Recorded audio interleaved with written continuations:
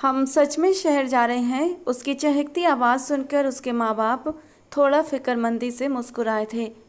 हाँ, हम सच में शहर जा रहे हैं, उसकी माँ ने उसकी मासूमियत पर उसके सर को चूमते हुए बताया। तो वो भी मुस्कुराती हुई कपड़े बैग में डालने लगी। हम शहर जा तो रहे हैं उन लोगों के कहने पर, लेकिन अगर वहाँ उन लोगों ने हमें यहाँ वापस भेज दिया तो हम क्या करेंगे? गंगा जी ने अपने पति से धीरे से पूछा ताकि रानी सुन न सके।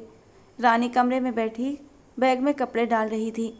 उसके चेहरे पर मासूमियत भरी मुस्कान खेल रही थी। अपने अतीत से बेखबर वो मज़े से शहर जाने की खुशी में थी। नहीं, इतने साल तक उन्होंने हमें तंग नहीं किया, तो अब वहाँ बुलाकर भी तंग नहीं करेंगे। नंद किशोर जी ने संजीदगी से उसके कंधे पर हाथ रखकर विश्वास दिलाया। गंगा फिर भी फिक्रमंदी से रानी को देखने लगी। इस बात से बेखबर कि वे अनजाने में उसी शहर जा रहे हैं जहां उनकी बर्बादी छुपी थी। वे गांव से रात के पहर निकले थे ताकि किसी को मालूम न हो सके कि वो लोग कहाँ जा रहे हैं। तीनों वहां से निकलकर शहर की ओर बढ़ गए। वहां पहुंचकर उन्हें काफ़ी परेशानी का सामना करना पड़ा, क्योंकि उन्हें शहर की ज़िंदगी की ज़्यादा जानकारी नहीं थी। लेकिन फिर भी उन्होंने वहाँ रहने का इंतजाम कर लिया। रानी भी ज़्यादा पढ़ी लिखी नहीं थी और उसका बाप भी इतना पढ़ा लिखा नहीं था कि कोई अच्छी नौकरी हासिल कर सके। नंदकिशोर जी ने एक दिन में ही किराए का मकान ढूंढ लिया और अगले दिन ही मजदूरी पर निकल गए। और जब काम से घर लौटे तो उनकी हालत बहुत ख़राब थी। रानी को उनकी हालत देखकर उन पर तरस आने लगा। पापा, मैं भी नौकरी करूंगी, फिर आपको इतनी मेहनत नहीं करनी पड़ेगी। उसकी बात सुनकर नंदकिशोर जी ने सर नामे हिला दिया। नहीं बच्चे, तुम यहाँ की नहीं हो। तुम्हें नहीं मालूम शहरी लोग कैसे होते हैं और यहाँ कैसे रहना होता है। उन्होंने बड़े ही प्यार से मना कर दिया, लेकिन रानी ने जिद लगा ली कि वो नौकरी ज़रूर करेगी। पापा, मुझे नौकरी मिल जाएगी, आप फिक्र न करें। अब मैं बड़ी हो गई हूँ, मैं सब कुछ कर सकती हूँ, वो मुस्कुराकर बोली। नंदकिशोर जी हंस पड़े। कितनी बड़ी हो गई हो कि हमें भी पाल सको? उसके माँ बाप दोनों मुस्कुराकर पूछने लगे। पापा, मैं पक्का अपना ख्याल रखूंगी और ख़ुद को कोई नुकसान नहीं होने दूंगी, वो उनका हाथ थामकर बोली। नंद किशोर जी ने गहरी सांस ली। अब तो वो उन्हें बेबस कर चुकी थी। ठीक है, लेकिन मैं तुम्हारे साथ चला करूँगा। उनकी बात पर रानी ने अंगूठा दिखाया और मुस्कुराकर उनके सीने से लग गई, क्योंकि उसके लिए ही वो ये सब कुछ करने पर मजबूर थे, वरना गांव की ज़िंदगी तो उन्हें हमेशा से अपनी अपनी सी लगती थी। वो आंखें खोलकर बड़ी बड़ी बिल्डिंग्स को देख रही थी। उसके चेहरे पर अच्छी खासी हैरत थी। पापा, इस कंपनी में चलें? उसने उंगली से इशारा एक बड़ी सी बिल्डिंग की ओर करके पूछा था। अरे नहीं बेटा, वो तो अमीरों का होटल है, हम जैसे गरीबों का वहाँ क्या काम। नंद किशोर जी की बात सुनकर रानी ने अफसोस से उस बड़ी सी बिल्डिंग को देखा। एक दिन मैं यहाँ जॉब जरूर करूँगी पापा, आप देख लेना, उसने मुस्कुराकर कहा। और नंद किशोर जी भी मुस्कुरा दिए। रानी उसी बिल्डिंग को देखते हुए सोच रही थी, एक दिन तो आएगा कि वो यहाँ काम करेगी। उसके इरादे मजबूत हो चुके थे, वो हार मानना नहीं चाहती थी। उसके पापा ने उसके सर पर हाथ रख दिया। फिर वो लोग एक कंपनी में गए जहाँ पैकिंग का काम होता था। रानी ने जल्दी ही सारा काम सीख लिया। कंपनी के मालिक ने उसे नौकरी पर रख लिया और रानी बहुत ज़्यादा खुश हो गई। खुशी खुशी वो अपने पापा के साथ घर वापस लौट आई थी। अब उसे अगले दिन से ही काम पर जाना था। नौकरी जाने की उत्सुकता इतनी ज़्यादा थी कि उसे रात भर नींद भी नहीं आई। अब वो रोज़ सुबह जाती और शाम को लौटती। धीरे धीरे इन लोगों की ज़िंदगी शहर में सेट होने लगी। घर का गुजर बसर ठीक ठाक होने लगा। वो अपनी ज़िंदगी से अब खुश थी। उसके पापा भी रोज़ मेहनत कर रहे थे। दोनों मिलकर घर का किराया और बाकी खर्च पूरे कर लेते। रानी बहुत दुबली पतली, नर्म नाजुक और मासूम सी लड़की थी। नैन नक्श बेहद प्यारे थे और उसकी पर्सनालिटी में नरमी थी। रानी, तुम्हें पता है मेरा क्या सपना है? वो अपने काम में व्यस्त थी जब वहाँ पर बनी उसकी नई दोस्त ने हसरत भरे शब्दों में कहा। रानी ने अपने काम से सर उठाकर उसे देखा। अच्छा, क्या सपना है? मैं ब्लू मून 5 स्टार होटल में काम करना चाहती हूँ। उसकी बात पर रानी ने हैरत से देखा। कौन सा? वो जो हमारी कंपनी के रास्ते में नीले रंग से बड़ा सा भी लिखा है? वो एकदम चहक कर पूछने लगी। हाँ हाँ वही।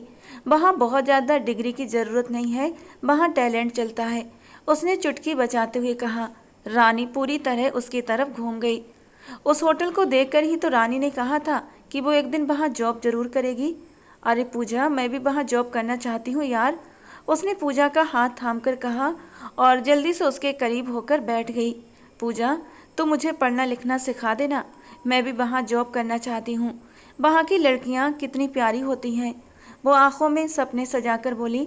तो पूजा ने उसके हाथ पर हाथ रख दिया। क्यों नहीं रानी, हम ऐसा करते हैं, लंच टाइम में यहाँ एक स्कूल खोल लेते हैं, पूजा ने चुटकी बजाकर कहा। उसे हर बात में चुटकी बजाने की आदत थी। पूजा की बात सुनकर रानी हंस पड़ी और फिर धीरे धीरे पूजा ने रानी को पढ़ाना शुरू कर दिया। उसने अपने पापा से किताबें भी मंगवा लीं, कुछ बेसिक इंग्लिश सीख ली और हिंदी में भी अच्छा खासा पढ़ना लिखना सीख रही थी। उसके माँ बाप हैरान होते थे कि ये वही रानी है जो आज से 3 महीने पहले घर की 4 दीवारी में रहती थी।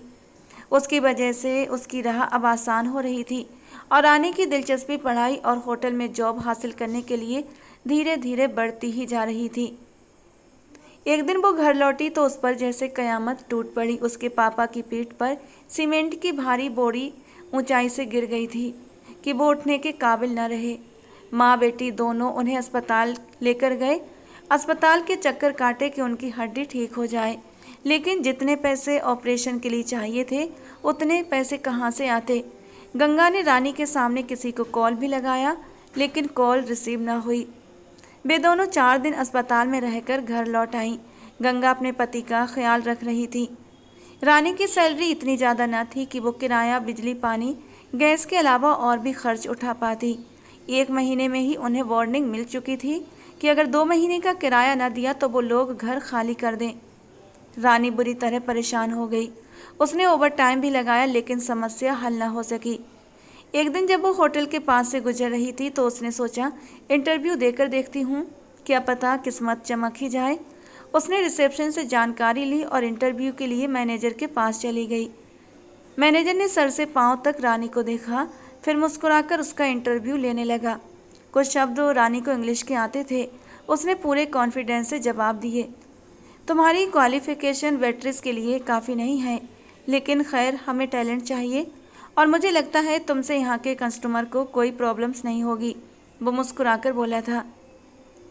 मैनेजर का सूट बूट सब कुछ बहुत महंगा था और होटल तो इतना बड़ा था कि उनके फर्श की टाइलों में इंसान अपना चेहरा देख ले। वो तो ऐसी टाइल्स पर चलने की आदी भी नहीं थी, बार बार स्लिप होते होते बच रही थी।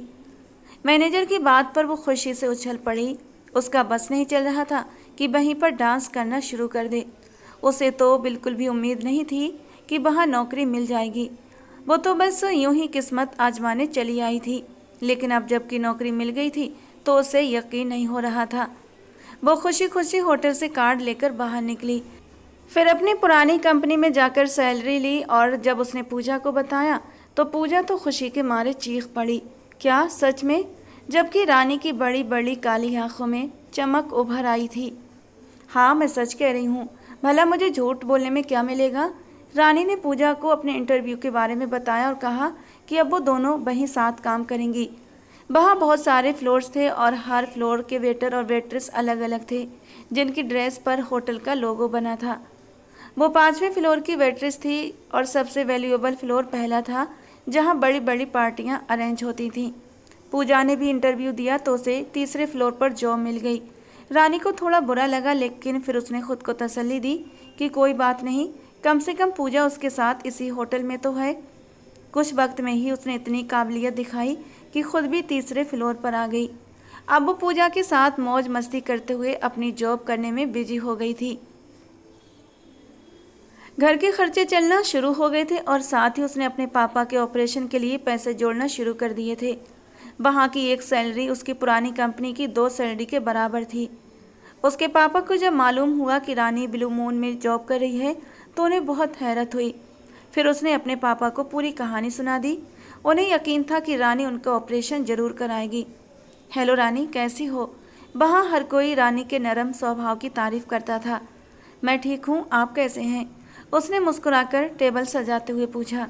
उसके होंठ मुस्कुराहट में ढले हुए थे। मैं भी ठीक हूँ। सुना है तुम्हारे पापा बीमार हैं? सामने वाले ने अफसोस से पूछा। उसकी बात पर रानी ने गहरी सांस लेकर सर हिला दिया। अफसोस हुआ सुनकर। वैसे अगर तुम चाहो तो हम बॉस तक तुम्हारी अपील भेज सकते हैं कि एम्प्लॉय के फादर का ऑपरेशन करवाना है, पैसे चाहिए। हमारे बॉस बहुत अच्छे इंसान हैं, लोगों की मदद कर देते हैं और जताते भी नहीं। यहाँ लगभग सबके साथ कोई ना कोई प्रॉब्लम होती रहती है और बेहान सर ने सबको मुश्किल से निकाला है। तुम भी ट्राई करो ना। वो सीनियर वेटर था। रानी ने उसकी बात सुनकर सर ना में हिला दिया। मेरे हाथ पांव जब तक चलते हैं मैं किसी से मदद नहीं लूँगी। आप फिक्र न करें, मैं पैसे जमा कर लूँगी। उसे किसी के आगे हाथ फैलाना अच्छा नहीं लगता था और उसके पापा ने भी उसे यही समझाया था कि कितनी भी बड़ी मुसीबत हो, भगवान पर भरोसा रखना और खूब मेहनत करते रहो। किसी के आगे हाथ मत फैलाना, वरना लोग मजबूरी का फ़ायदा उठा लेते हैं।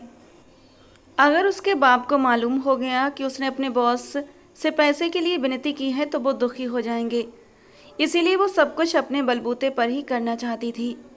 वो लड़की वहाँ से सर झटक कर चली गई। पूजा ने इशारे से उस जगह पर खड़े देखा और पूछा कि क्या हुआ, तो उसने मुस्कुराकर सर ना में हिला दिया। सर, आप अचानक आ गए, खैरियत? वो सुबह सुबह बिना बताए होटल आया था, उससे एक ज़रूरी मामला देखना था। हाँ, मुझे मालूम है तुम अच्छे से काम कर रहे हो, लेकिन फिर भी यहाँ के मालिक का होना भी कभी कभी ज़रूरी होता है। वो बेहद सीरियस अंदाज में कह रहा था। उसके चेहरे पर हर वक्त एक खामोशी छाई रहती। ऐसा लगता जैसे वो अंदर ही अंदर किसी गम और गुस्से से जूझ रहा हो। आप गुस्से में हैं सर? होटल के मैनेजर ने सटपटाकर पूछा। उसने उसकी तरफ देखा। नहीं, तुम लोगों पर नहीं हूँ, खुद से हूँ। खैर, मुझे अभी ज़रूरी काम से निकलना है। होटल की बर्थडे पार्टी का अच्छे से इंतज़ाम करना, यहाँ बहुत बड़े बड़े लोग आएंगे। बिहान कुकरेजा ने 5वीं बार अपनी बात दोहराई थी। वो हर साल अपने होटल का जन्मदिन खूब ज़ोर शोर से मनाता था। वर्कर्स के लिए महंगे महंगे गिफ्ट्स आते और सबके लिए यूनिक ड्रेस बनकर आते थे। इस बार भी तैयारी खूब अच्छे से चल रही थी। वो जूस का गिलास लिए लिफ्ट से जाने की बजाय सीढ़ियों से जा रही थी। एक कस्टमर ने उसे जूस मंगवाया था और वहाँ कोई और नहीं था, इसलिए वो तेज़ी से आगे बढ़ रही थी। जैसे ही उसने आखिरी सीढ़ी पर कदम रखा, वो बिहान कुकरेजा से टकरा गई और शीशे का गिलास उसके हाथ से छटक कर फर्श पर गिरा। सारा जूस बिहान कुकरेजा की शर्ट पर छलक गया और फिर सीढ़ियाँ पार करता हुआ नीचे गिरा। बिहान के चेहरे पर सख्ती आ गई। What the hell! वो गुस्से से चीख पड़ा। उसकी सफ़ेद शर्ट गंदी हो चुकी थी। रानी ने मुंह पर हाथ रखकर उसे देखा। Sorry sorry sir, please please मेरे मैनेजर को मत बताइएगा, मैं आपके कपड़े साफ़ कर दूंगी। वो रुहासी शक्ल बनाकर उसके चेहरे की बजाय उसकी शर्ट को देख रही थी, जिस पर ऑरेंज जूस के दाग फैल चुके थे। बिहान ने उसकी नेम प्लेट देखी और फिर चौंक कर आंखें छोटी की। उसने उसका नाम दोबारा पढ़ा, रानी नंद किशोर। उसके होंठ धीरे से हिले।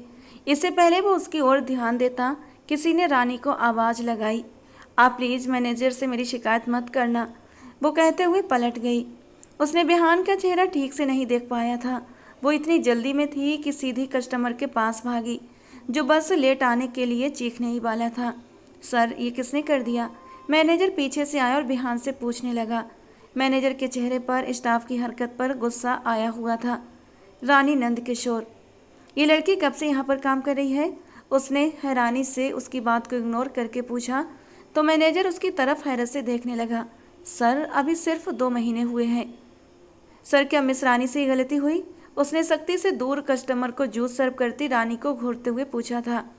मैं उसे खुद ही हैंडल कर लूँगा, तुम्हें इस मामले में बोलने की इजाज़त नहीं है, बिहान ने उसे रोकने वाले अंदाज में कहा था।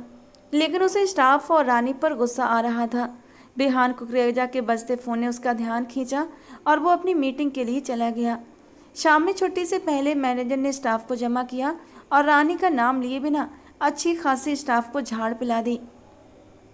उसके अंदर गुस्सा था जो उसने सारा निकाल दिया। रानी कहना चाहती थी कि गलती उसकी है, सबको ना डांटें, लेकिन मैनेजर तो गुस्से में आपे से बाहर हो गया था। वो डांट कर जाने लगा जब रानी भागकर पीछे आई। सर, गलती मेरी है, मैंने वो जूस गलती से गिरा दिया था। वो अभी बोल ही रही थी जब मैनेजर ने हाथ उठाकर उसे रोक दिया। ध्यान रखना, आइंदा गलती ना हो, उसने कहा और वहाँ से चला गया। जबकि रानी मुंह बनाकर पीछे घूमी। पूजा मुस्कुराकर उसे देख रही थी। क्या हुआ तुम्हें? उसकी गहरी मुस्कुराहट पर रानी ने हैरत से पूछा। लगता है तुम्हारा मैनेजर के साथ कोई चक्कर है। पूजा को न जाने क्यों शरारत सूझ रही थी। चक्कर? अगर मुझे चक्कर चलाना हुआ ना तो इस होटल के बॉस से चलाऊंगी। मैं उनकी बहुत बड़ी फ़ैन हूँ। यहाँ के रूल्स कितने पोलाइट हैं यार। बस उस मैनेजर ने बिना कारण ही सख्ती की है। उसने बड़े ही गुस्से से मैनेजर के ऑफिस को घूरा। हाँ यार, तेरे इरादे तो बड़े नेक हैं। बॉस अच्छे इंसान है यार, बस वो थोड़ा सा सख्त हैं। दिमाग पर बर्फ़ के पानी की तरह लगते हैं। पूजा की बात सुनकर रानी ने ना समझी से उसे देखा। अरे बाबा, जब हम ठंडा पानी पीते हैं तो वो दिमाग पर लगता है ना। बस हमारे बॉस भी ऐसे ही बर्फ़ के पानी की तरह सीधा दिमाग पर लगते हैं, और दिल पर तो सिर्फ अपनी बीवी के लगेंगे। पूजा हंसते हुए अपनी फिलॉसफी झाड़ रही थी। क्या मतलब? वो शादीशुदा हैं? रानी ने पलटकर आंखें निकाल कर पूछा। पता नहीं, उनके बहुत रूप हैं यार। कोई कहता है उनकी बीवी मर गई, कोई कहता है कि मंगनी के बाद मर गई, और कोई कहता है कि बिहान सर के ठंडे और कठोर रवैये को देखकर किसी और के साथ भाग गई। उसने बिहान कुकरेजा की कहानी कुछ ही लाइनों में पूरी सुना डाली। चलो जी, लोगों की बातों पर यकीन क्यों करें, किसी दिन अपने सर से खुद ही पूछ लेंगे। उसने पूजा की तरह चुटकी बजाई तो पूजा हंस पड़ी। हाँ, और इतने अच्छे सवाल के बाद सर हमारा प्रमोशन करेंगे और सीधा फर्स्ट फ्लोर की ड्यूटी दे देंगे। पूजा ने गाड़ी में बैठते हुए कहा। होटल की गाड़ी बहुत आरामदायक थी। उसमें एसी लगा था और उसकी सीट तो बहुत ही कंफर्टेबल थी। वो घर पहुंची तो उसके पापा ने उसे अपने पास बुला लिया। और सुनाओ रानी, तुम्हारा दिन कैसा कटा? बहुत अच्छा पापा, वहाँ सब लोग बहुत अच्छे हैं, बहुत प्यार से बात करते हैं, रानी ने मुस्कुराकर कहा। नंद किशोर जी भी खुश हो गए थे। फिर पता नहीं उनके दिमाग में क्या आया। अच्छा रानी बेटा, एक बात बताओ, तुम्हें कोई मिला तो नहीं जिसने कहा हो कि वो तुम्हें जानता है? नंद किशोर जी ने डरते डरते पूछा। नहीं पापा, रानी ने सर नामे हिलाकर कहा। मुझे यहाँ कोई कैसे जानता होगा पापा, मैं यहाँ पहली बार आई हूँ। न कोई मेरी शक्ल जानता है, न कोई मेरा नाम। वो मुस्कुराकर बोली और जल्दी जल्दी अपने पापा को सेब काट कर खिलाने लगी। आखिरी पीस खाते हुए नंद किशोर जी ने कहा, बेटा अब जा, तू भी आराम कर ले, दिन भर काम कर करके थक जाती है। और वो अपने पापा के गले में बाहें डाल गई। पापा, मैं थकती नहीं हूँ, मुझे अच्छा लगता है आपके लिए इतना सब कुछ करना, मम्मी के लिए करना। जब आप लोगों के चेहरे पर ये चमक होती है ना, तो मेरी सारी थकान उतर जाती है। नंद किशोर जी ने प्यार से बेटी के सर पर हाथ रखा। उनकी ये बेटी ही उनके जीने का एक सहारा थी, एक उम्मीद थी। वो उसे दुनिया के हर गम से बचाना चाहते थे, लेकिन कुछ तो ऐसा था जो उन्हें अंदर ही अंदर खा जा रहा था। रानी को लेकर वो डरे हुए थे, एक ऐसा सच जो वो किसी को बताना नहीं चाहते थे। तभी गंगा नंद किशोर जी के पास आकर बैठी। आप कब तक रानी से छुपाएंगे? गंगा की बात सुनकर उन्होंने चुप रहने का इशारा किया, क्योंकि रानी अभी तक कमरे से नहीं गई थी, बल्कि नंद किशोर जी की दवाइयाँ चेक कर रही थी। पापा, हमारे होटल की बर्थडे है, वो हंसते हुए बोली। उसके पापा ने हैरत से पूछा, होटल की बर्थडे? होटल की बर्थडे कौन मनाता है? उनके लिए तो ये हैरानी की बात थी। ये सादा से लोग इन चौंचलों से कहाँ जानकार थे। हाँ देखिए ना पापा, जब मैंने सुना तो मैं भी इतना हंसी कि हम अपनी सालगिरह तो मनाते नहीं, और वहाँ हमारे बॉस होटल की मना रहे हैं। वो अपना बैग खाली करते हुए बोली। वो होटल की पार्टी में पहनने वाला कोई नया ड्रेस ढूंढ रही थी। तुम बैठो, मैं तुम्हारे लिए खाना लगाती हूँ, उसकी माँ ने उठते हुए कहा तो वो सिर हिलाने लगी। उसके पापा उसे गौर से देख रहे थे। अचानक से सारी जिम्मेदारी उसके नाजुक से कंधों पर आ गई थी।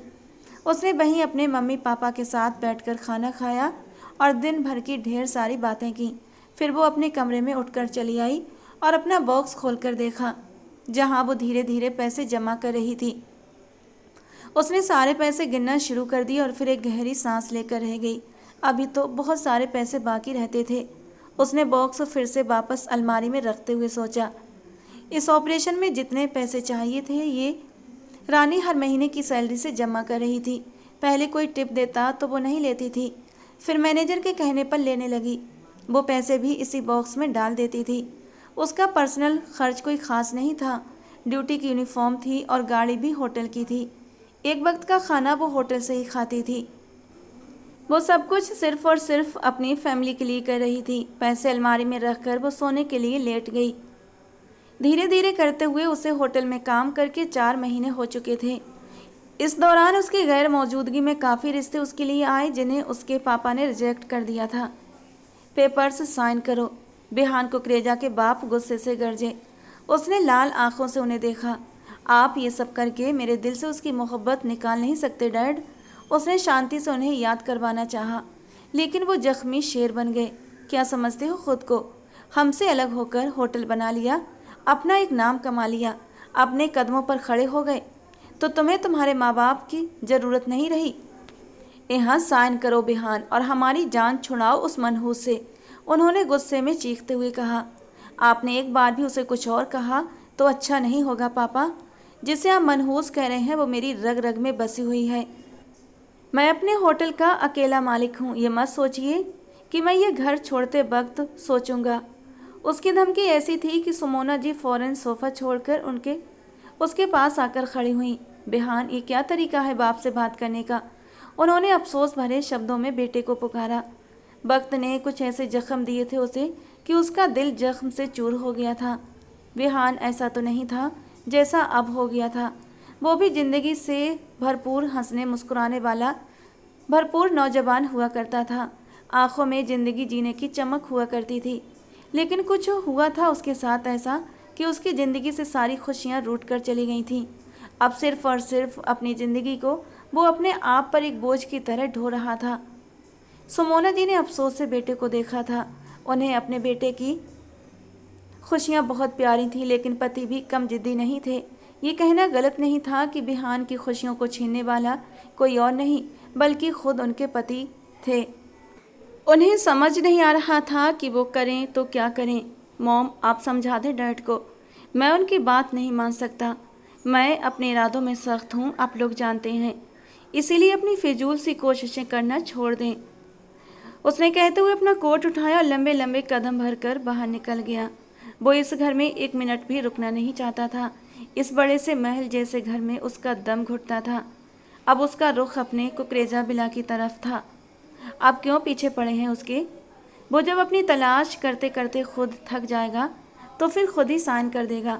अभी उसे उसकी मर्जी करने दीजिए। उसे गुस्सा मत दिलाइए। वो आपके बिजनेस से बिल्कुल आज़ाद, अपनी दौलत का अलग मालिक है। आप उसे कंट्रोल नहीं कर सकते जैसे विशाल और राहुल को करते हैं। उन्होंने अपने दोनों बड़े बेटों के नाम लिए जिन्हें वो दौलत से अलग करने की धमकी देकर कंट्रोल करते थे, जबकि बिहान उनकी इस धमकी से आज़ाद था। उसने बहुत समय पहले अपने बलबूते पर एक छोटा सा बिजनेस शुरू किया था जो आज देश के टॉप लग्जरी होटलों में शामिल था और उसका नाम शहर के मशहूर और बहुत अच्छे लोगों में गिना जाता था। वो बिजनेस की दुनिया में उभरता हुआ सितारा बन चुका था। अविनाश जी ने थक कर अपना सर सोफे की बैक से टिका दिया था। वो कितनी मुश्किल से ये सब कुछ हैंडल कर रहे थे। क्या हुआ रानी, आज बहुत खामोश हो? पूजा ने उसके चेहरे पर फैली उदासी और गैर मामूली सी खामोशी को नोटिस करके पूछा। हाँ यार, पापा के ऑपरेशन के लिए पैसे चाहिए जो हैं कि जमा होने का नाम ही नहीं ले रहे। कल रात गिने थे मैंने सारे पैसे। अभी तो बहुत सारे पैसे कम रहते हैं। इतने सारे पैसे जमा करने में बहुत ज़्यादा वक्त लग जाएगा और इतने दिनों तक मैं पापा को यूं बेसहारा चारपाई पर पड़े हुए नहीं देख सकती। उसकी आंखों में आंसू चमकने लगे तो पूजा बोली, एक काम करो यार, तुम हमारे बॉस से कहो, बहुत अच्छे हैं वो। मैंने सुना है यहाँ के स्टाफ से बहुत नरम दिली से बात करते हैं। नहीं यार, उसने एकदम पूजा को रोक दिया। मैं उनसे मदद नहीं ले सकती। पूजा ने आगे कुछ नहीं कहा और फिर अपने काम के लिए वहाँ से चली गई। होटल में काम बहुत ज़्यादा बढ़ गया था क्योंकि होटल की सालगिरह भी करीब थी। रोज़ के काम के साथ साथ कुछ ज़रूरी तैयारियां भी करनी होती थीं। पूरा होटल दुल्हन की तरह सजाया जा रहा था। रानी की छुट्टी भी रात 10 बजे तक होती थी। एक हफ्ते तक वो बहुत थक गई थी और आखिरकार वो दिन आ ही गया जिसका रानी के साथ साथ पूरे होटल के स्टाफ को इंतजार था। नीले और सफ़ेद रंग के गुब्बारों से होटल में चारों तरफ सजावट की गई थी। ड्रेस का थीम भी ब्लू था। सब स्टाफ के लड़के लड़कियां नीले रंग की यूनिफॉर्म में मौजूद थे और वहां के मेहमानों को सर्व कर रहे थे। रानी के चेहरे पर मुस्कुराहट खिली हुई थी और बाकी लोग भी बहुत ज़्यादा खुश दिखाई दे रहे थे। और तभी बिहान कुकरेजा की धमाकेदार एंट्री होती है। वो नीले रंग के कोट पैंट में बहुत हसीन लग रहा था। उसकी पर्सनालिटी का रौब उसके उठते कदमों से साफ झलक रहा था। उसने सेलिब्रेशन का ऐलान किया। सब लोग चीयर्स कहकर कोल्ड ड्रिंक्स मुंह से लगाने लगे। बिहान मुस्कुराकर अपने मेहमानों से बात कर रहा था। उसकी नज़रें न जाने क्यों आज अपने स्टाफ पर जमी हुई थीं, जिसे पूजा अच्छी तरह महसूस कर रही थी और अंदर ही अंदर घबरा रही थी। उसने थूक निगलते हुए सबको कहा, सर, हम सब लोगों को देख रहे हैं, लगता है कहीं ना कहीं कुछ गड़बड़ है। लेकिन उसकी निगाहें जिसे देख रही थीं वो तो बिहान की तरफ देख ही नहीं रही थी, बल्कि मेहमानों को मुस्कुराकर सर्व करने में बिजी दिखाई दे रही थी। उसके अंदाज में इतना कॉन्फिडेंस हो सकता है, बिहान को अंदाज़ा नहीं था। थोड़ी देर बाद बिहान स्टाफ के करीब आया। जब स्टाफ ने उसे सेल्फी की रिक्वेस्ट की तो उसने यस कहकर कैमरे की ओर देखा। स्टाफ के जाने के बाद रानी उसके सामने आई और मुस्कुराकर उसे देखा। जब वो अपने स्टाफ के साथ सेल्फी ले रहा था उस वक्त रानी मेहमानों को देख रही थी। बाद में पूजा ने उसे बताया कि उसने सर के साथ सेल्फी ली है।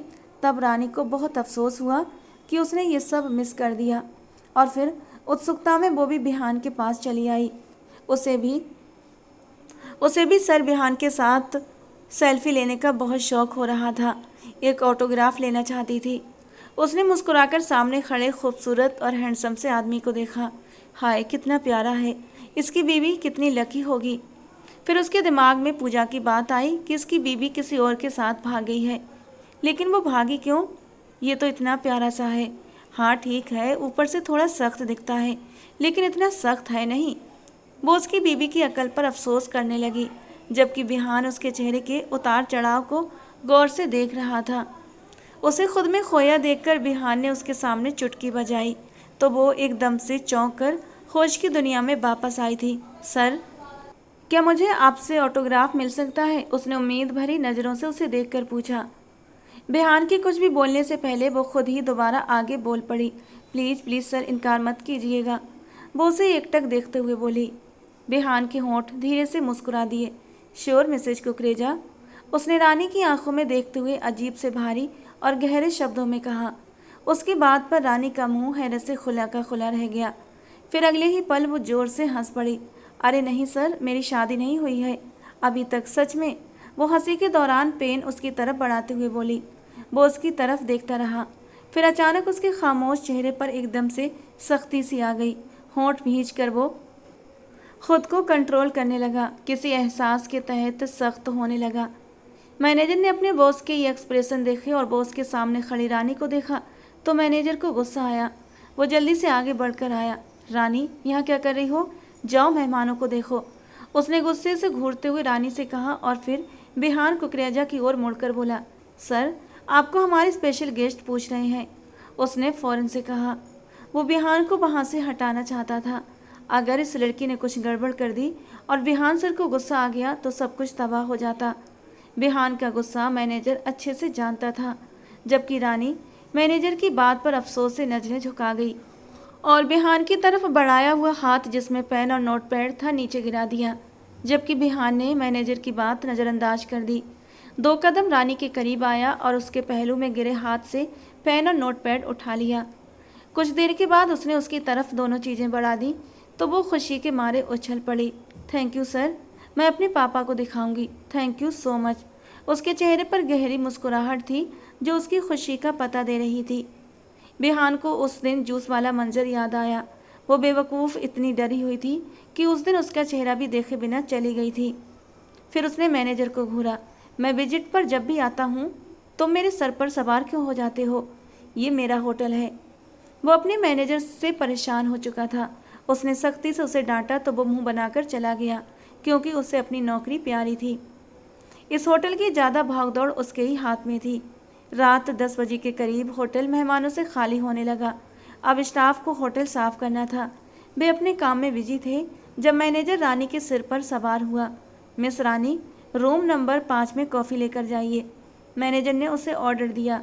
वो सिर हिलाते हुए कॉफ़ी मशीन की तरफ चली गई और कुछ देर के बाद ही लिफ्ट से रूम नंबर 5 की तरफ जा रही थी। उसने कलाई पर बंधी घड़ी में वक्त देखा। कॉल करके मम्मी को बता देती हूँ कि आज लेट हो जाऊँगी। उसने मोबाइल पॉकेट से निकाल कर अपनी माँ को कॉल लगाई। मम्मी, आज देर हो जाएगी मुझे, आप लोग मेरा वेट मत करना, खाना खाकर सो जाना। मेरे पास ताले की दूसरी चाबी है, मैं आ जाऊंगी। वो सुकून से उनकी बातें सुनती रही। फिर मुस्कुराकर बाय बोला और फ़ोन काट दिया। फिर वो नॉक करती हुई यश की आवाज़ सुनकर अंदर आई, इस बात से अनजान कि किस्मत आज उसका बहुत बड़ा फैसला करने वाली है। बिहान कुकरेजा सोफे पर बैठा था। वो कॉफ़ी की ट्रे रखकर अपने दोनों हाथ पीछे बांधे खड़ी थी। बिहान ने सर उठाकर उसे देखा, जबकि वो सांस रोके उसे देखने लगी। उसे मालूम न था कि उसे बिहान को कॉफ़ी देने भेजा गया था। सर, मैं जाऊं? उसने मुस्कुराकर जाने की इजाज़त मांगी।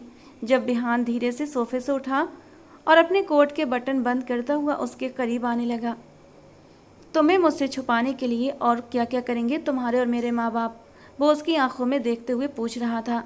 रानी ने नासमझी से उसे देखा, जो उसके बेहद करीब खड़ा था। आंखों में सख्ती थी। मतलब सर, मैंने क्या किया है? वो हैरत से आंखें फाड़े उसे देखते हुए पूछ रही थी। बिहान ने उसके चेहरे को पहली बार गौर से देखा। वो उसकी बीवी थी। उसकी बीवी होते हुए भी उसे नहीं जानती थी।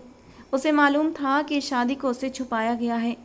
जब दोनों की शादी कराई गई थी, उस वक्त उनकी उम्र ज़्यादा नहीं थी। गांव की रस्म रीति के अनुसार इन दोनों की शादी बचपन में ही कर दी गई थी और उसे पता था कि इस बचपन की शादी को रानी से छुपाया गया होगा। गांव से शहर का सफ़र भी इसी वजह से करवाया गया था, ताकि वो इससे बच सकें। लेकिन जब इस रिश्ते में बंध ही चुके थे, तो ये सब करने से वो दोनों अलग कैसे हो सकते थे? उनका रिश्ता इतना कमज़ोर तो नहीं था कि टूट जाता। वो एक मजबूत रिश्ते में बंधे हुए थे। दुनिया के किसी भी कोने में चले जाते, किस्मत उन्हें मिला ही देती। रानी अभी भी हैरत से आंखें फाड़े उस इंसान को देख रही थी। वो क्या कह रहा था, उसे समझ नहीं आ रहा था।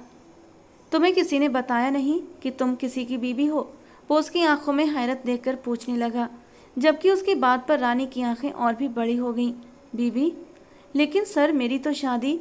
उसके होठों से मुश्किल से टूटते हुए शब्द निकले थे। आज जाकर अपने माँ बाप से सवाल करना और कहना बिहान कुकरेजा ने कहा है। अब उससे छुपना मुमकिन नहीं है। उसने सख्त निगाहों से कहा तो रानी को हैरत का जोरदार झटका लगा। उसका दिमाग तो सिर्फ एक ही शब्द पर अटक गया था, बीबी, शादी। बिहान कुकरेजा वहाँ से चला गया, लेकिन अतीत के जख्म आज उसके फिर से हरे हो गए थे। 15 सालों के जख्म जो धीरे धीरे नासूर बनते जा रहे थे। लेकिन आज रानी को अपने सामने देखकर बिहान के जख्मों पर जैसे ओस की ठंडी बूंदें पड़ गई थीं। रानी उस रूम में दीवार के साथ हैरानी से खड़ी सोच रही थी, जो उसके साथ हुआ वो सपना था या फिर हकीकत। वो कांपते कदमों से बाहर आई तो मैनेजर जल्दी से भागता हुआ उसकी तरफ आया। मैम, आपको घर छोड़ने का हुक्म है, प्लीज़ गाड़ी में बैठ जाइए। मैनेजर के तो होश ही गुम हो गए थे जब कमरे से निकलते हुए बिहान ने मैनेजर से कहा था, रानी मेरी बीवी है, आइंदा उससे सख्ती से बात की तो तुम्हारी नौकरी गई। और तब से ही वो बेहोश होने की कगार पर था। रानी ने उसे देखा और गाड़ी में जाकर बैठ गई। उसका सर बुरी तरह घूम रहा था। आसपास क्या हो रहा था उसे खबर नहीं थी। वो चाबी से लॉक खोलकर घर में दाखिल हुई। उसके माँ बाप सोए नहीं थे, उसी के इंतजार में जाग रहे थे। उन्होंने खाना खा लिया था, लेकिन उसे देखे बिना सोने की आदत नहीं थी। रानी के चेहरे पर मुस्कुराहट की जगह गहरी खामोशी छाई हुई थी। वो सीधा उनके सामने आकर बैठ गई और उसने आते ही यूनिफॉर्म भी चेंज नहीं किया, वरना वो यूनिफॉर्म होटल में ही पहनती और वहीं छोड़ कर आती थी। आज उसका सर इतना घूम रहा था कि उसे कुछ भी समझ नहीं आ रहा था। खाली खाली नज़रों से वो अपने माँ बाप को देख रही थी। मेरी शादी कब हुई थी? उसने एकदम सपाट अंदाज में पूछा तो दोनों जी जान से कांप उठे। तो क्या बिहान तुम तक पहुंच चुका है? क्या तुम्हें बिहान मिला था? नंद किशोर जी ने हिचकिचाते हुए पूछा। रानी ने सर हिलाकर हाँ कहा। गंगा, तुरंत यहाँ से चलने की तैयारी करो, हमें यहाँ से निकलना होगा, वरना सब कुछ बर्बाद हो जाएगा। उसके पापा डर से कांपने लगे थे, जबकि रानी ने भीगी आंखों से अपने पापा की ओर देखा था। आपने इतनी बड़ी बात मुझसे छुपाई। मैं किसी की बीवी हूँ और आप लोग क्यों भाग रहे हैं? क्यों आखिर? वो चीख उठी। गंगा ने उसके करीब आकर उसे खुद से लगा लिया। उसके पापा तो उठने के काबिल न थे। किशोर, प्लीज़ बता दें इसे सब कुछ, उसकी माँ ने विनती करते हुए कहा। नंद किशोर जी सर झुका गए। रानी उनकी तरफ देखने लगी जब उन्होंने बताना शुरू किया। हमारे गांव से भी अच्छी कोई चीज़ होगी नंद किशोर, अविनाश मुंह में पान चबाते हुए पूछ रहे थे तो नंद किशोर जी हंस पड़े। तुम तो शहर भी जाते हो, तुम्हें मालूम होगी कोई जगह है भी तो, वो हंसकर बोले थे। रानी अब 5 साल की हो गई है, शादी कर दो उसकी मेरे बेटे बिहान के साथ। अविनाश ने अचानक इतनी बड़ी बात कह दी कि नंद किशोर चौंक गए। अभी दोनों बहुत छोटे हैं। नंद किशोर जी ने बात को टालना चाहा, लेकिन अविनाश न माने। कहाँ छोटे हैं? भगवान की कृपा से मेरा बिहान 13 साल का और रानी 5 साल की है। रानी अपनी शादी को भूल भी जाए लेकिन बिहान तो याद रखेगा। और वैसे भी दोनों एक दूसरे के बिना कहाँ रहते हैं। और फिर इसमें गलत क्या है? तुम्हारी और मेरी शादी किस उम्र में हुई थी भला, बताओ? हाँ, वो तो ठीक है कि हमारे गांव में बचपन में शादियां करवा देते हैं और फिर विदाई लड़के लड़की के बालिग होने के बाद करते हैं। लेकिन अविनाश, अब जमाना बदल रहा है। हमें पुराने रीति रिवाजों से बाहर निकलना होगा, ये सब कुछ छोड़ना होगा।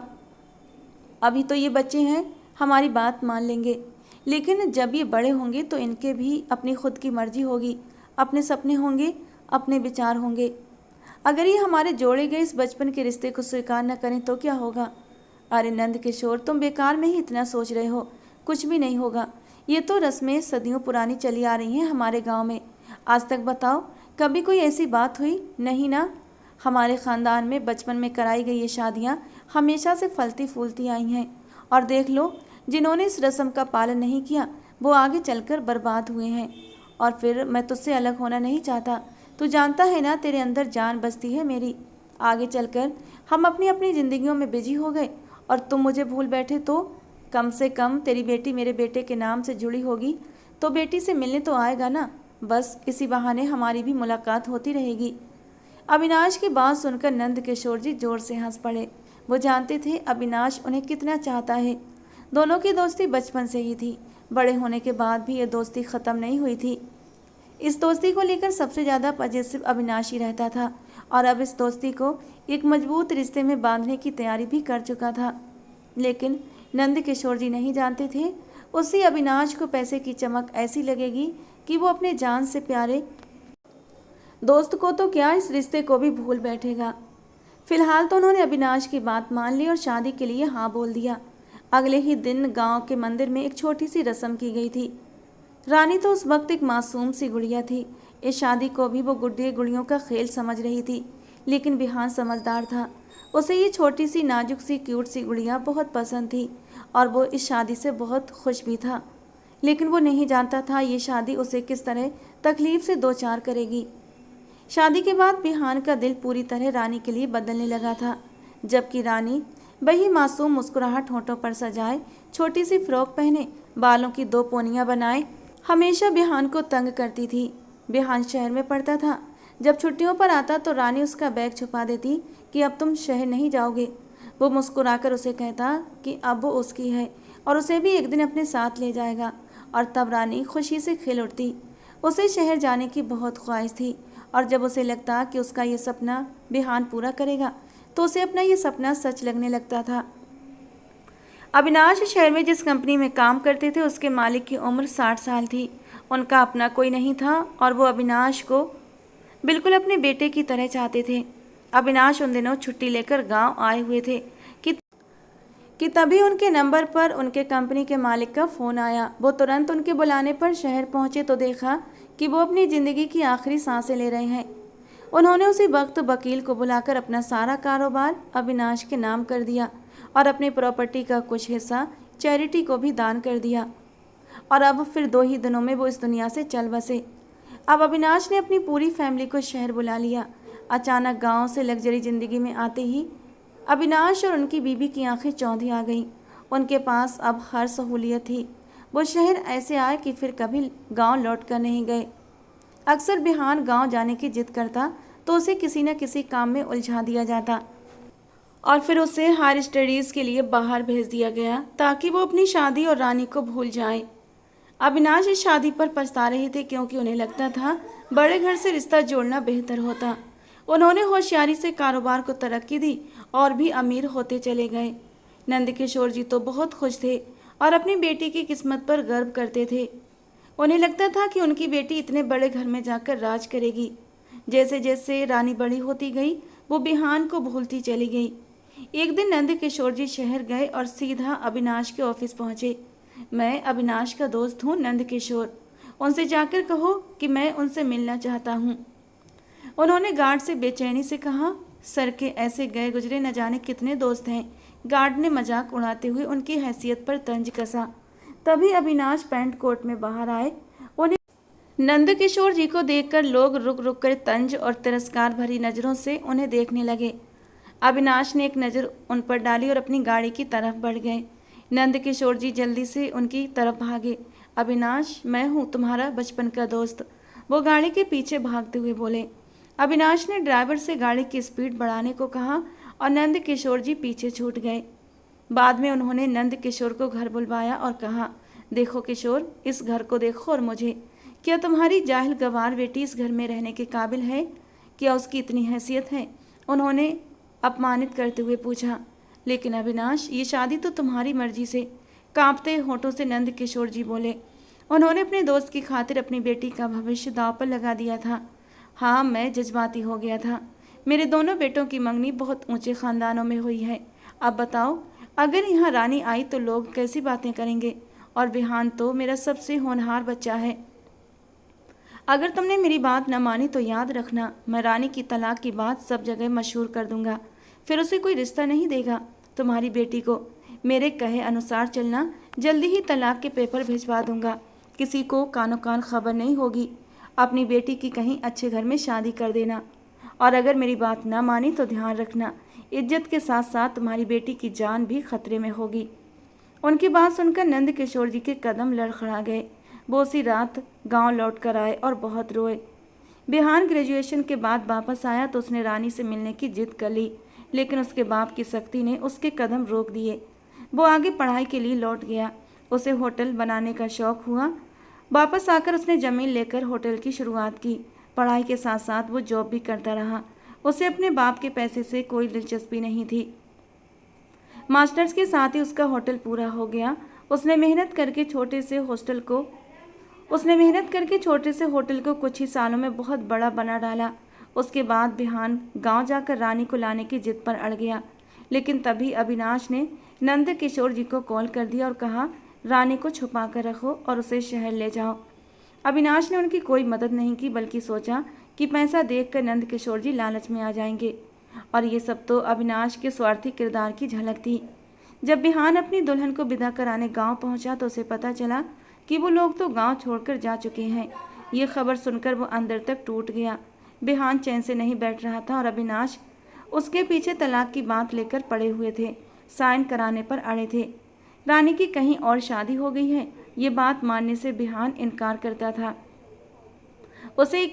उसे यकीन था कि नंद किशोर अंकल शादी की अहमियत समझते हैं और वो ऐसा नहीं करेंगे। उसे मालूम था कि इन सब के पीछे उसका अपना बाप है। उसके माँ बाप अब रानी को स्वीकार करने को तैयार नहीं थे। उनके अनुसार रानी ना तो पढ़ी लिखी थी, ना उसकी हैसियत बिहान से मेल खाती थी। लेकिन बिहान बचपन से ही रानी से प्यार करता था। उसके लिए रानी को छोड़ना खुद को छोड़ देने के बराबर था। वो उसे ढूंढते ढूंढते पागल हो गया। उधर रानी उसी के होटल में वेट्रेस का काम कर रही थी। जब उसके ऊपर जूस गिरा और उसका नाम उसने देखा तो बिहान को चौंक गया। उसने उसकी सारी जानकारी निकलवाई तो पता चला कि नंदकिशोर अंकल का ऑपरेशन होना है और रानी ज़्यादा सैलरी के चक्कर में यहाँ पर काम कर रही है। वो जानता था कि रानी को उसके बाप के कहने पर यह नहीं बताया गया कि वो किसी की बीवी है, लेकिन वो किसी वादे और धमकी से आज़ाद था। उसने रानी को सब बता दिया। रानी अपने पापा के मुंह से सारी बात सुनकर खामोश नज़रों से उन्हें देख रही थी। उसे पता चला कि वो उसी होटल के मालिक की बीवी है तो रानी को अपनी किस्मत पर हंसी आई। ये कैसा भयानक मजाक था। उसके पापा ने रानी को करीब बुलाया। रानी बच्चे इधर आओ। लेकिन उसने अपना सिर झुका लिया और फिर चुपचाप कमरे से बाहर निकलती चली गई। मुझे बिहान कुकरेजा से बात करके तलाक चाहिए ताकि मैं आज़ाद हो सकूं।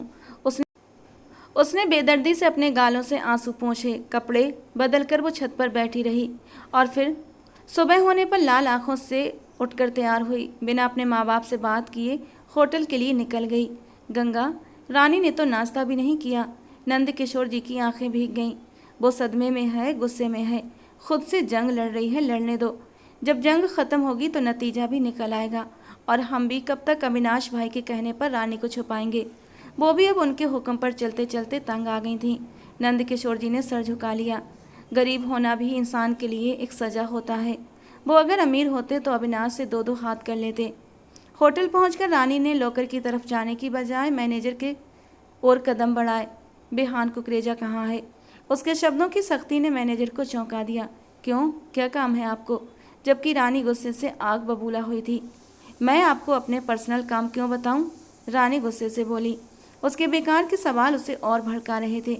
वो ऊपर अपने रूम में है, मैनेजर ने कहा और अपने काम में लग गया। रानी लंबे लंबे कदम उठाती उसके ऑफिस के बाहर पहुंची।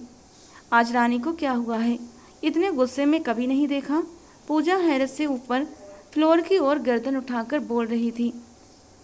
लगता है अपने पापा के लिए पैसे मांगने आई है। एक और लड़की ने अपनी तरफ से कहानी बना ली। वो बेहान कुकरेजा की बीवी है। लगता है दोनों में लड़ाई हुई है। मैनेजर ने आकर स्टाफ पर जैसे बम फोड़ दिया। सब एक साथ चौंक पड़े। आप क्या कह रहे हैं? रानी, वो लड़की, वो उस बेहान सर की बीवी? पूजा का सिर तो बुरी तरह चकरा गया था। हाँ, मुझे भी कल ही सर ने बताया, वरना रानी ने कभी जुबान से एक शब्द नहीं कहा था। मुझे तो लगा था कि बेहान ने उसे स्टाफ की जासूसी के लिए भेजा है। अब सब काम छोड़कर हैरत से इसी बात पर चर्चा करने लगे। रानी ने अंदर दाखिल होने से पहले गहरी सांस ली और दरवाजा धकेलकर भीतर आई। बेहान किसी से कॉल पर जरूरी बात कर रहा था। उसे आते देख उसने कॉल बिना कुछ कहे बंद कर दी। शादी जैसे भी हुई हो, अब आप तलाक देकर इस मामले को ख़त्म कर दें, उसने साफ शब्दों में कहा। उसे लपेटकर बात कहने की आदत नहीं थी।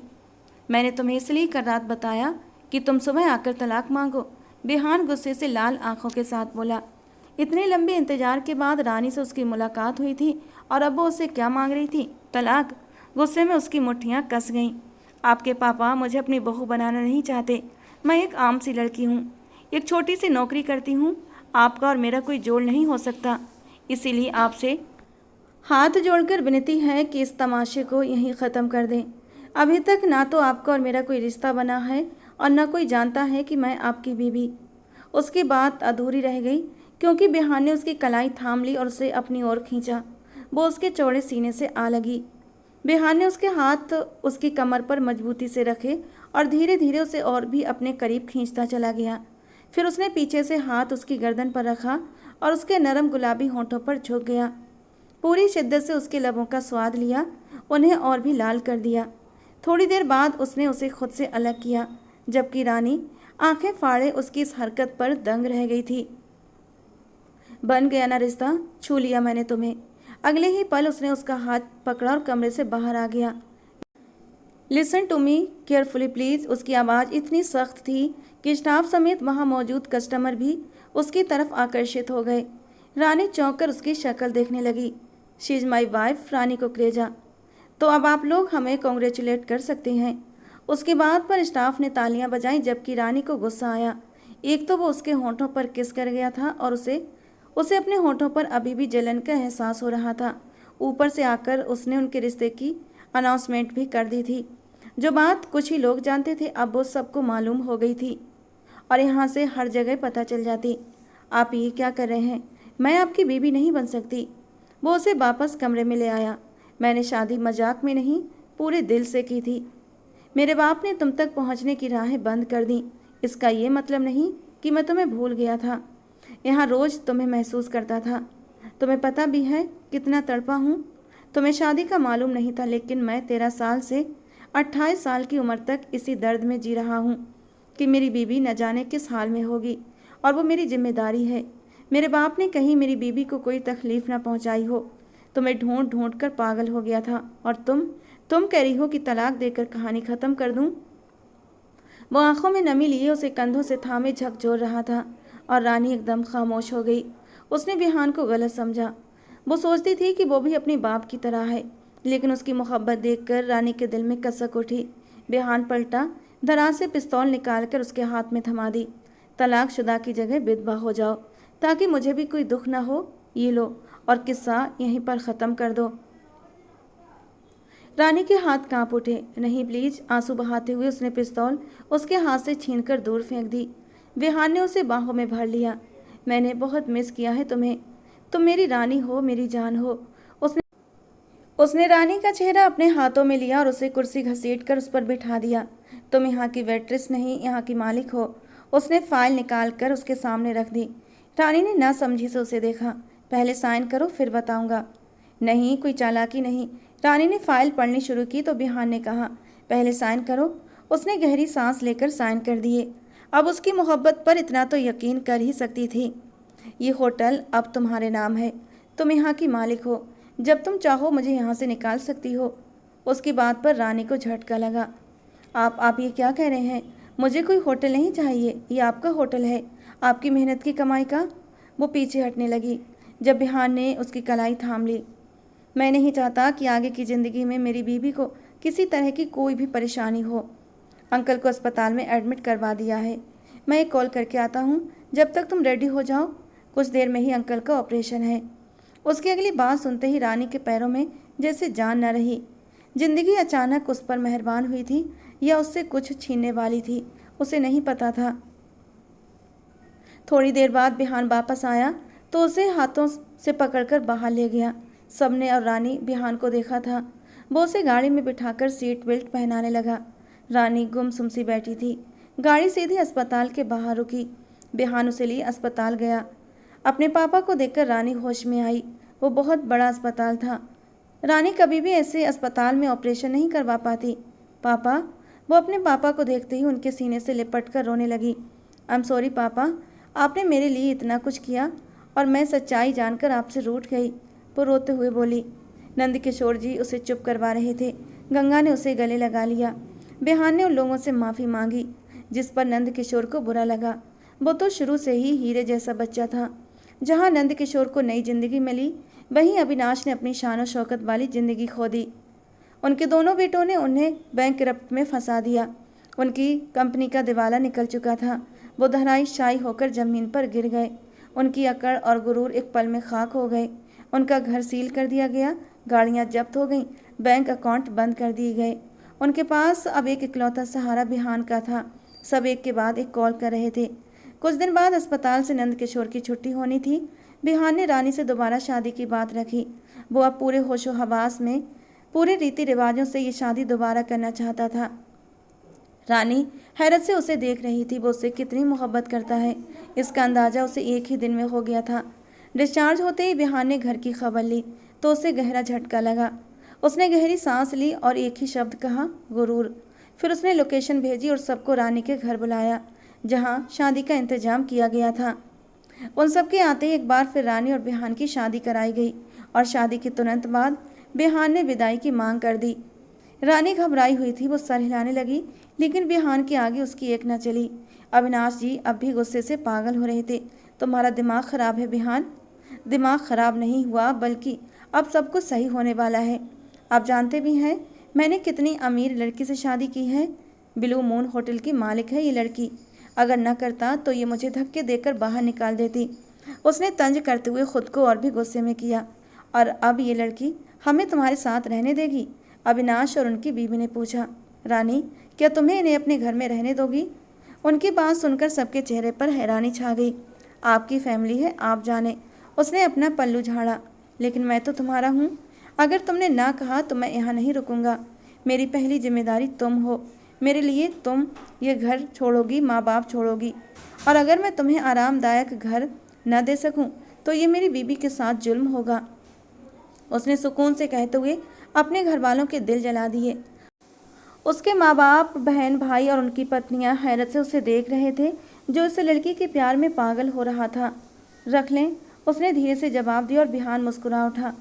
आप लोग डिफेंस वाले फ्लैट में चले जाएं। मैं रानी को लेकर अपने कुकरेजा बिला में रहूँगा। मैं नहीं चाहता आप लोग अपनी गलती की भरपाई किए बिना मेरी बीबी के पास रहें, क्योंकि आपकी आंखों में मुझे अभी भी कोई शर्मिंदगी दिखाई नहीं दे रही। बिहान ने नाम में सर हिलाते हुए कहा और रानी को उसके कमरे में ले गया ताकि पैकिंग में मदद कर सके। आपसे एक बात कहूँ, रानी ने मुस्कुराकर कहा, जो बिना एसी के पसीना पहुँचते उसके साथ काम कर रहा था। क्या? उसने नज़रें उठाकर पूछा। आप एक परफेक्ट हस्बैंड हैं, उसने मुस्कुराकर कहा तो बिहान हंसते हुए उसके पास बैठ गया और उसे अपने करीब कर लिया। उसका चेहरा प्यार से देखते हुए कहा, उसे वो अपने पास देखने का कब से ख्वाहिशमंद था। बिहान के करीब आने पर रानी थोड़ा सा घबराई थी और उसकी घबराहट को बिहान ने महसूस कर लिया। उसने अपना होंठ दबाकर धीरे से मुस्कुराया। इतना घबराओगी तो कैसे चलेगा, अभी तो तुम्हें बहुत सी मंजिलें पार करनी हैं। वो शरारत से बोला। मंजिलें? कौन सी मंजिलें? उसने घबराकर बिहान के चेहरे को देखा, लेकिन उसके चेहरे पर फैली शरारत देखकर अगले ही पल सब कुछ समझ गई और शर्माते हुए अपना चेहरा दोनों हाथों में छुपा लिया। उसकी इस अदा पर बिहान खिलखिला उठा और उसे अपने सीने से लगा लिया। उनके जाने का वक्त हो रहा था। सब कुछ सेट करके वो रानी को विदा कराकर अपने कुकरेजा हवेली ले आया, जहां उसने पहले से स्वागत की तैयारियां कर रखी थीं। घर में पूजा को देखकर रानी हैरान रह गई। पूजा ने हर चीज़ बहुत दिल से की थी और जब उसे सजे सजाए बिहान के कमरे में बिठा कर गई तो चुपके से उसके कान में फुसफुसाई, यार अब तो तुम होटल की मालिक बन गई हो, मेरा प्रमोशन करवा देना। बल्कि प्रमोशन छोड़ो, तुम तो मेरा उस मैनेजर से टाका फिट करा दो। उसकी इस शरारत पर रानी ने घूर कर उसे देखा तो वो हंस पड़ी। अच्छा बाबा घूरो मत, लेकिन मेरी बात पर गौर जरूर करना, कहकर वो कमरे से चली गई। थोड़ी देर के बाद बिहान कमरे में दाखिल हुआ। उसकी आहट पर रानी का दिल जोर से धड़क उठा। वो सीधा उसके सामने बैठा और उसका घूंघट पलट दिया। उसके मासूम से रूप को देखकर बिहान के दिल में ठंडक उतर गई। फिर अपनी जेब से एक मखमली डिबिया निकालकर गोल्ड की एक चैन उसके गले में पहना दी, जिसमें वी और आर का पेंडल था। ये हमारे प्यार की निशानी है रानी, इसे कभी अपनी गर्दन से जुदा मत करना। चैन का लॉक लगाते हुए उसने आगे बढ़कर अपने होंठ उसकी गर्दन पर रख दिए। उसके नरम होठों का स्पर्श रानी के तन को महका गया। बहुत प्यारी लग रही हो, उसके सजे हुए रूप की तारीफ करते हुए बिहान बोला, जबकि रानी का चेहरा शर्म से लाल हो रहा था। बिहान की गर्म नज़रें वो अपने वजूद पर महसूस नहीं कर पा रही थी और उसका शर्म से महकता रूप बिहान के दिल में उतर रहा था। काफ़ी देर तक वो उसका हाथ थामे अपनी बेचैनियाँ उसे बताता रहा। बातों के दौरान वो उसकी ज्वेलरी भी उतारता गया और जब सारी ज्वेलरी उतर गई तो उठते हुए बोला, मैं फ्रेश होकर आता हूँ, तुम भी कपड़े बदल लो, तुम्हारा नाइट सूट तो ड्रेसिंग रूम में रखा है। जब रानी ड्रेसिंग रूम में गई और अपना नाइट सूट देखा तो शर्म से लाल हो गई। वापस लौटकर उसने कहा, बिहान मैं ये पहनूंगी, इससे तो अच्छा ये भी ना पहनूं, क्योंकि ये पहनना ना पहनना एक बराबर है। वो नेट का एक छोटा सा कपड़ा था जो मुश्किल से उसके वजूद के कुछ हिस्सों को ढक पाता। उसके शर्म से दहकते चेहरे को देखकर बिहान की हंसी छूट गई। तो मत पहनो, मुझे तो कोई प्रॉब्लम नहीं है। उसने खींचकर रानी को अपने ऊपर गिराया और धीरे धीरे उसके ब्लाउज की डोरियों को खोलते हुए कंधे से अलग कर दिया और अपने दहकते होंठ उसके कंधे पर रख दिए। धीरे धीरे वो उसकी खुशबू को महसूस करने लगा और जज्बात की शिद्दत से अपने दांत उसके कंधे पर एक सिसकी थी जो रानी के होंठों से निकली थी। अगले ही पल उसने उसे तकिए पर गिराते हुए उसके ब्लाउज को उससे वजूद से अलग कर दिया। फिर उसके नरम गुलाबी होंठों पर झुकते हुए वो पूरी तरह मदहोश हो गया। वो हर पल बहकता जा रहा था और रानी की मदहोश सिसकियों में उसे खुद को रोकना मुश्किल हो रहा था। अगले ही पल वो उसे और ख़ुद को हर पर्दे से आज़ाद कर गया। लाइट ऑफ करता वो उसके वजूद में उतरता चला गया। कमरे में जज्बात का तूफान था। गहरी सांसों और मदहोश सिसकियों ने माहौल को बेहद रोमांटिक बना दिया था। सुबह जब वो उठी तो उसके वजूद से लिपटी पड़ी थी। पूरी रात बिहान ने उसे चैन नहीं लेने दिया था और अब सुबह 4 बजे के बाद जाकर सोई थी। 10 बजे उसकी आँख खुली। उसने अंगड़ाई लेते हुए सिर उठाया। बिहान बेखबर सो रहा था। उसके चेहरे पर फैली मासूमियत और सुकून देखकर रानी के होंठ मुस्कुरा उठे।